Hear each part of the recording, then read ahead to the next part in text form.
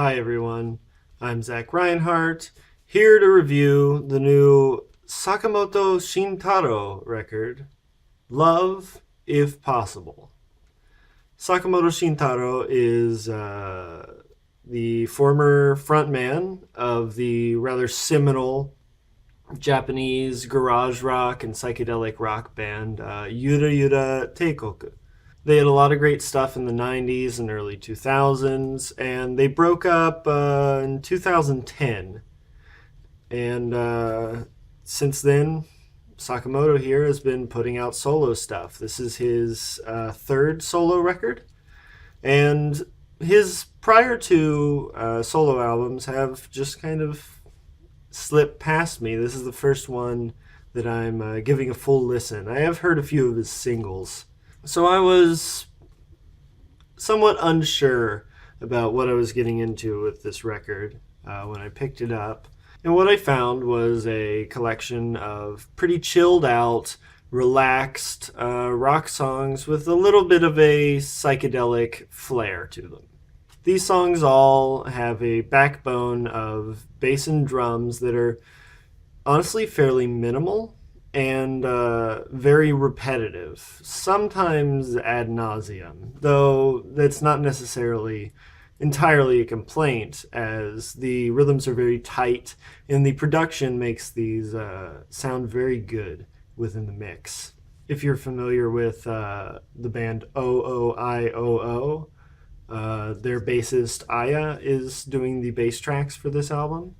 On top of that, you get these guitars that have this kind of shiny, sparkly sheen to them and are kind of drenched sometimes in reverb and somewhat trippy echoes that kind of bounce from stereo channel to stereo channel. There's rather sparse use of ornamentation like flutes and xylophone and backup vocals that appear occasionally throughout the songs. And at the center of it all is Sakamoto Shintaro's vocals. Now, Mr. Sakamoto has a fairly recognizable voice. When I hear a song with him, I kind of immediately recognize it as him. He often sings in his upper register without ever going into falsetto, and he likes to put a little bit of kind of raspy grit on his voice. I think if you're familiar with Asai Kenichi from the band Sherbets, among others, or for Western comparison, I don't know, maybe Julian Casablancas, or like a really, really chilled out Jack White, maybe. And his voice sounds quite good. He sounds just like he ever did back in Yuru Yuru Teikoku. And he really kind of plays the part of the centerpiece of all these songs fairly well. I quite like the song Tournament of Macho Men, which, besides the extremely hot title, has very beautiful flutes and just a very nice set of melodies to it. It almost reminds me of King Crimson, like early King Crimson, maybe somewhat similar to Moonchild in the way the flute kind of meanders through the melody and through the song without really having one part that just kind of repeats. It's very slow, it's very kind of spacey, it's kind of somber, and it just goes over really well and has a lot of character to it. And while I've spoken positively of this album so far, I do find that there is one large flaw with this album that prevents me from really liking it.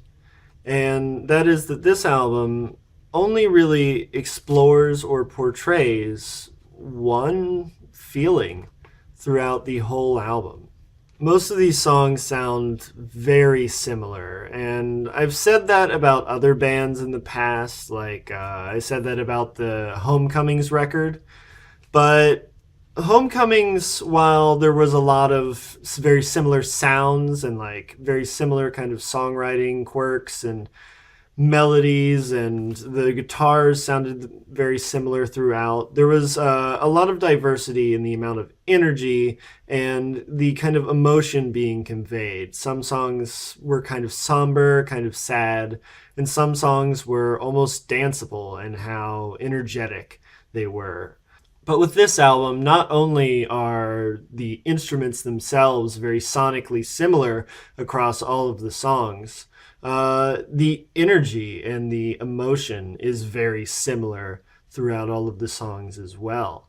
Whereas with most albums, you get a kind of journey of different kind of emotions and different feelings being conveyed in the music.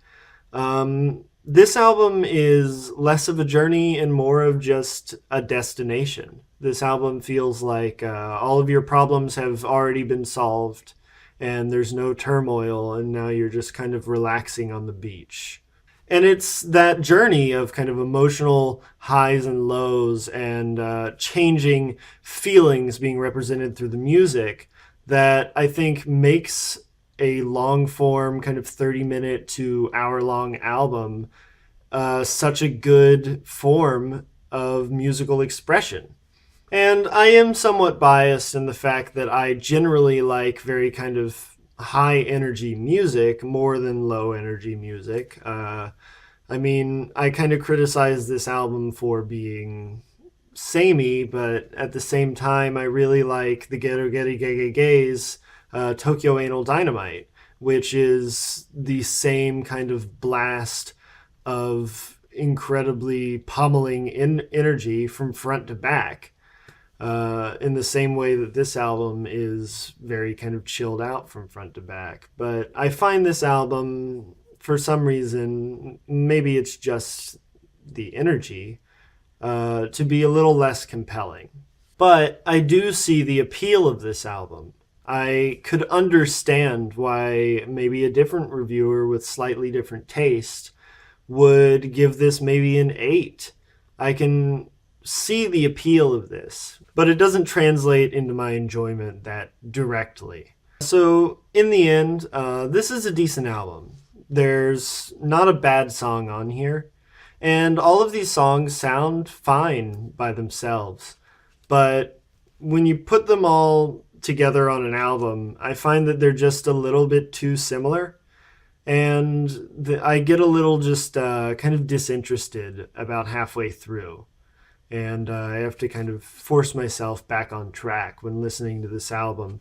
So I'm feeling a 6.5 out of 10. And I feel like it's almost becoming like a meme on this channel at this point, how many 6.5s I give out. But there's just a lot of 6.5y music. But yeah, I think this album is interesting. It has some good qualities to it for sure.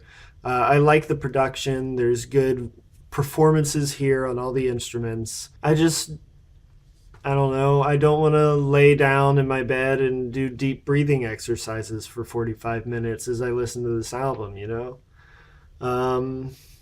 But I can definitely see the appeal. If really chilled out, somewhat kind of psychedelic, maybe kind of tropical, rock music sounds up your alley, then I would definitely say this thing's worth checking out.